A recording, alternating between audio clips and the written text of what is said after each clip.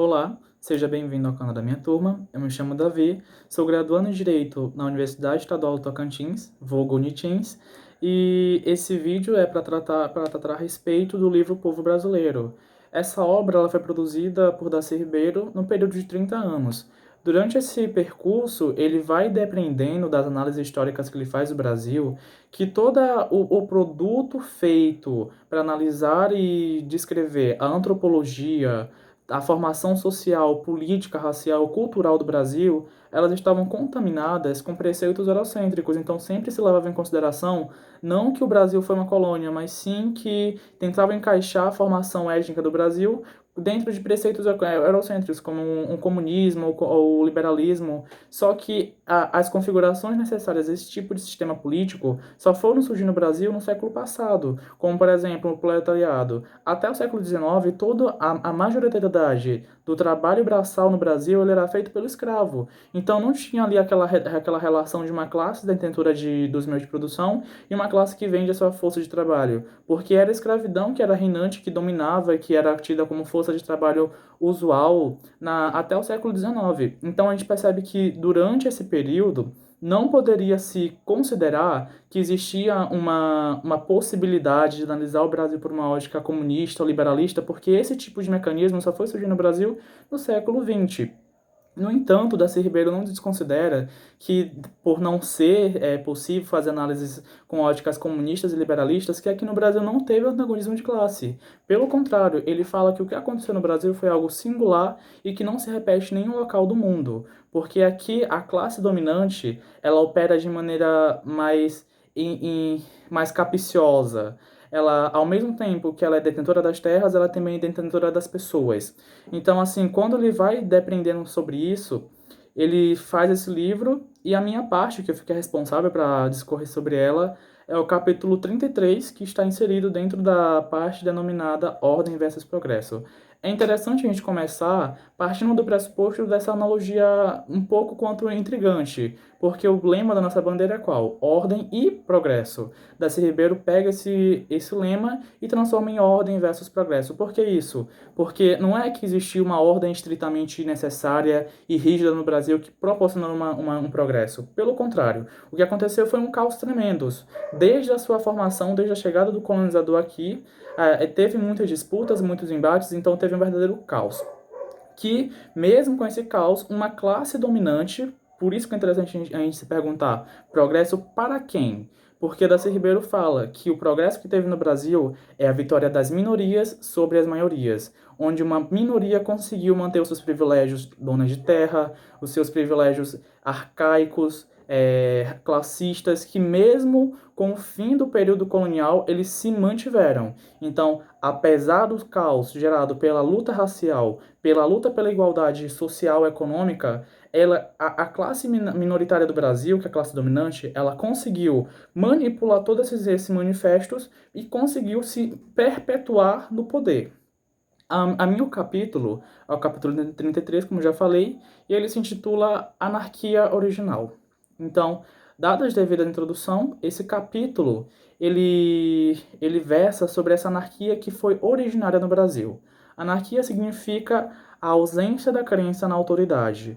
Então, Darcy Ribeiro afirma que quando o colono chegou aqui no Brasil, ele não chegou aqui com o intuito de fazer uma civilização, como foi no caso das 13 colônias do Norte. Ele não estava aqui com a intenção de proporcionar esse escalonamento da população indígena para aculturá-los, né, já que estava inserido dentro do darwinismo social, uma coisa do tipo. Não foi isso a intenção desse povo que chegou aqui. Eles queriam apenas explorar. Então a coroa pouco se importou em querer impor normas morais, normas constitucionais, qualquer tipo de controle social aqui. Então, a anarquia originária que Darcy Ribeiro fala é justamente essa espontaneidade que vai surgindo do contato do colono, de fato, que vem no navio e desce aqui, e ele tem liberdade para fazer o que ele quiser. Então, daí começa os abusos das Índias, que vai dar origem à mestiçagem, os roubos da cultura, de todo tipo de qualquer coisa que possa ser interessante para a coroa, eles roubam daqui e não tem essa qualquer tipo de regulamentação ou qualquer tipo de norma. Todo mundo faz o que quiser, quando quiser e bem como entender, sem sofrer qualquer tipo de retaliação jurídico-social. Esse tipo de concepção, ela se perpetua durante toda a história do Brasil. A coroa, como sendo a metrópolis da colônia, ela só vai intervir nessa anarquia, digamos assim, só vai intervir quando ele for bem, quando ele for em relação ao interesse econômico. Como, por exemplo, quando os bandeirantes descobrem que tem ouro, diamante, a coroa automaticamente, além de normalizar, colocar ali uma norma dizendo que o monopólio do ouro e do diamante é meu. Ela também cria mecanismo, cria a derrama, cria vários tipos de mecanismos para que proporcionem a efetividade desse monopólio comercial. Isso não acontece quando a gente vai se deparar, por exemplo, com a escravização dos índios. Marquês de Pombal, ao fazer as reformas pombalinas, colocou como crime essa questão de escravizar os índios. No entanto, os bandeirantes continuavam invadindo as catequeses, continuavam invadindo as aldeias e prendendo eles, estuprando, utilizando da maneira como quisesse, aprisionando, escravizando, e a coroa não se mantinha ativa em impossibilitar esse tipo de ação. Essa anarquia originária, ela vai gerar um choque entre três culturas, entre a africana, a indígena e a portuguesa. No entanto, o que mais chocante no Brasil é que não gerou uma sociedade multiétnica, não gerou uma sociedade com vários tipos de culturas coexistindo ao mesmo tempo. Pelo contrário, desse choque de cultura surgiu apenas uma única identidade, a identidade nacional. Não é que Darcy Ribeiro renega qualquer tipo da pluralidade brasileira, não é isso. Ele fala que mesmo tendo esse grande movimentação das culturas, de identidades e esse contato, o que aconteceu foi uma preponderância de uma cultura hegemônica, em que uma classe dominante impõe as suas vontades, os seus desejos, sobre uma classe minoritária que apenas escuta calado.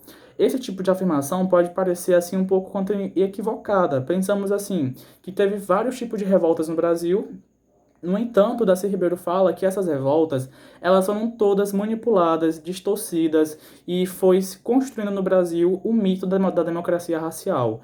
Então, assim, todos esses tipos de manifestação que teve no Brasil, a burguesia, no caso, a grande detentora das terras de propriedade, essa classe minoritária chegava, aplacava o conflito e falava de maneira ou mais agressiva, porque a gente tem que levar em consideração também que a dominação no Brasil não se deu apenas por forma dialética, mas também agressiva. Temos as guerras de Canudos para comprovar isso.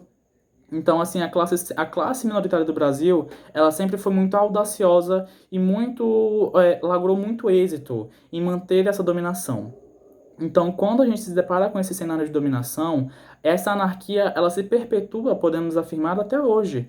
Porque no momento em que, tendo a Constituição que garante os direitos fundamentais e a democracia racial e tudo mais, e ela não é efetivada, a gente percebe que a ausência da autoridade, ela é muito frugaz, muito persistente dentro das comunidades, dentro de todos os cenários brasileiros em que o racismo ainda existe. Então, Darcy Ribeiro ele vai afirmar que essa anarquia originária que teve do contato entre o colono e a colônia, ela se perpetua e gera um mecanismo de dominação muito incisivo e muito mais imperceptível, porque diferente das grandes dominações que tem uma classe que chega ali, derruba um poder e assume, aqui no Brasil não teve. Aqui no Brasil foi uma construção gradativa das formas de dominação em que culminou na vitória de uma minoria sobre uma maioria.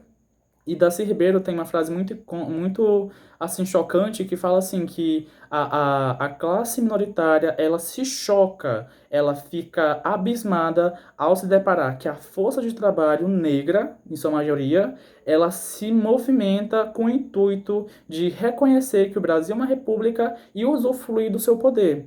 E a classe burguesa, essa classe dominante, ela sempre tenta desvencilhar. Então, ela instituiu essa democracia racial para fim de retardar esse tipo de revolta. Tem até o grande doutrinador chamado Marcelo Neves, que ele cria esse termo, ele cunha esse termo constitucionalismo simbólico. O que que é? A Constituição no Brasil é muito simbólica. ela tem uma ideologia política muito linda, no entanto, ela não serve para ser aplicada na prática, porque ela se limita ao campo teórico, ela se limita ao campo simbólico, ela se limita à mera simbolização de que existe direitos sociais e que tudo isso é muito aplicável, muito lindo, mas na verdade não existe. Foi uma maneira de retalhar, de retardar as manifestações, o levante popular contra essa classe minoritária. E, por fim, eu queria aqui deixar uma frase de George Orwell, do livro 1984, em que ele fala assim: a esperança está no proleta.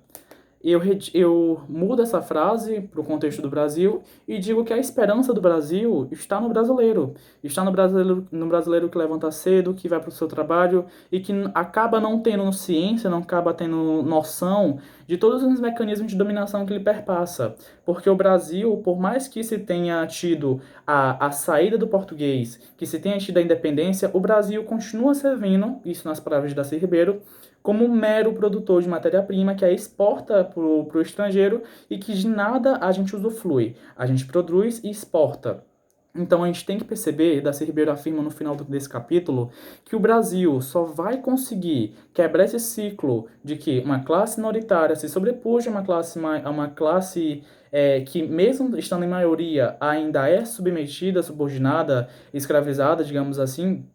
Ela continua, esse ciclo só vai ser quebrado quando houver uma educação crítica, quando houver uma educação que se paute em preceitos puramente nacionais. Então, a mensagem que deixa desse capítulo é justamente que essa anarquia originária ela se perpetua e que é somente através da educação, somente através dos estudos críticos da cultura que vai ser possível derrubá-lo. Muito obrigado pela atenção. Espero que tenha sido preciso, né? Se eu tenha conseguido transmitir todas as informações. E agradeço por você ter assistido até aqui. E tenha uma boa noite, uma boa tarde ou um bom dia, depende da hora que você está assistindo. E é isso, gente. E até a próxima.